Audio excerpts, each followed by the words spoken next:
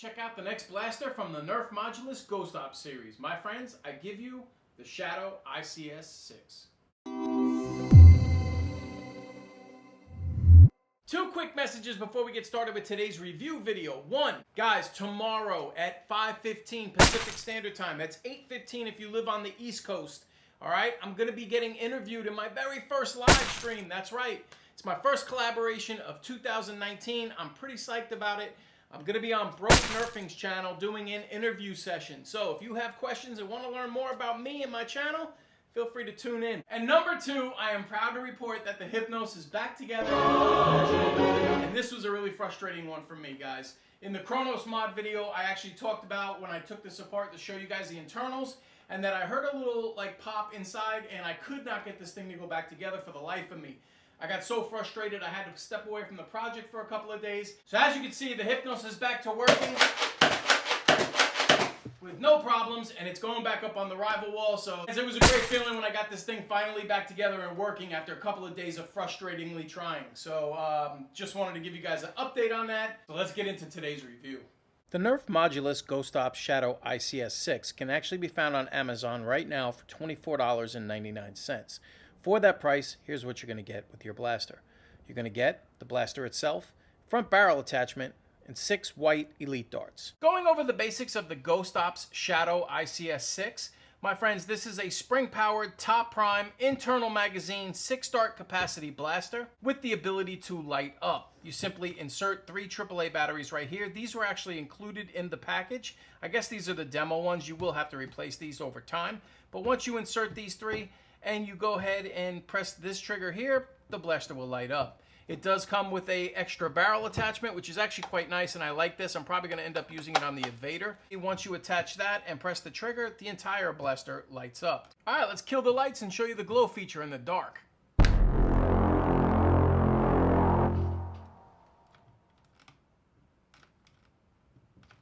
Of course, it does have an end strike barrel attachment point up here, so you can affix whatever barrels you prefer. It does have an end strike stock attachment in the back, so you can affix whatever stocks you want.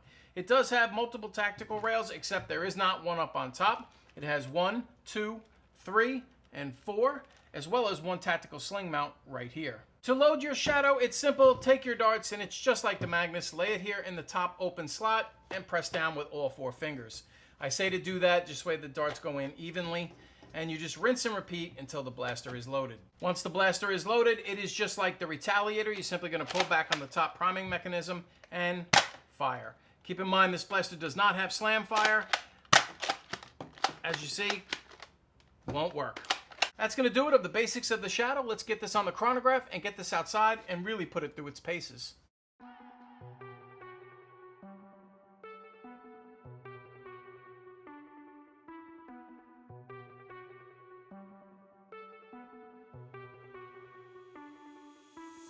So here we go, my friends. Max range test and max effective range test of the Modulus Ghost Ops Shadow. 80 feet to the end of the driveway, 50 feet to the fence. Guys, we have a moderate wind blowing in, and it's basically crossing over the driveway from left to right. So hopefully that won't affect the performance too much. We're going to fire both light AccuStrike darts, Nerf official, as well as white elite darts for max effective range. And we're going to fire the dark blue elite darts and dark blue AccuFake darts for max range. Of course, do this all in time lapse like we always do. Come back in real time and give you guys the results.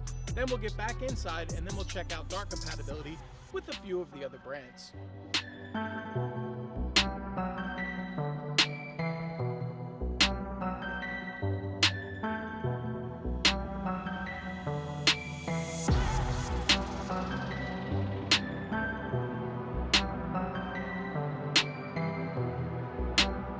Guys, stairs are right there. I think this one got to about, I don't know, a helicopter right out the front. Was horrible, probably 10 feet. And the majority, even the ones I was firing from max distance, all the dark ones, some of those didn't even make it close to 50. Wow, this blaster is a huge letdown performance-wise. As you can see, everything is clearly under 50. AccuFake darts and AccuStrike darts are not worth putting in this blaster. They have very unreliable firing, with the orange ones in particular. A couple times I had to actually prime and shoot it twice to get one dart to fly. Didn't jam, just didn't fire the first time I pulled the trigger. A couple of the blue Elite darts actually made it 250 or just beyond, as you can see right there.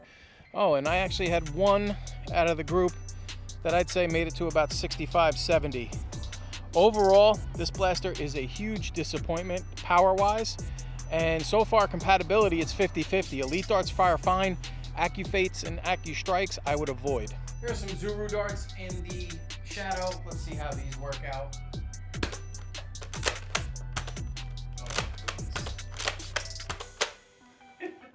It doesn't fire them, my friends. Hopefully I'll be able to get them out of here. Oh, there we go. Oh my goodness. It's not even making it to...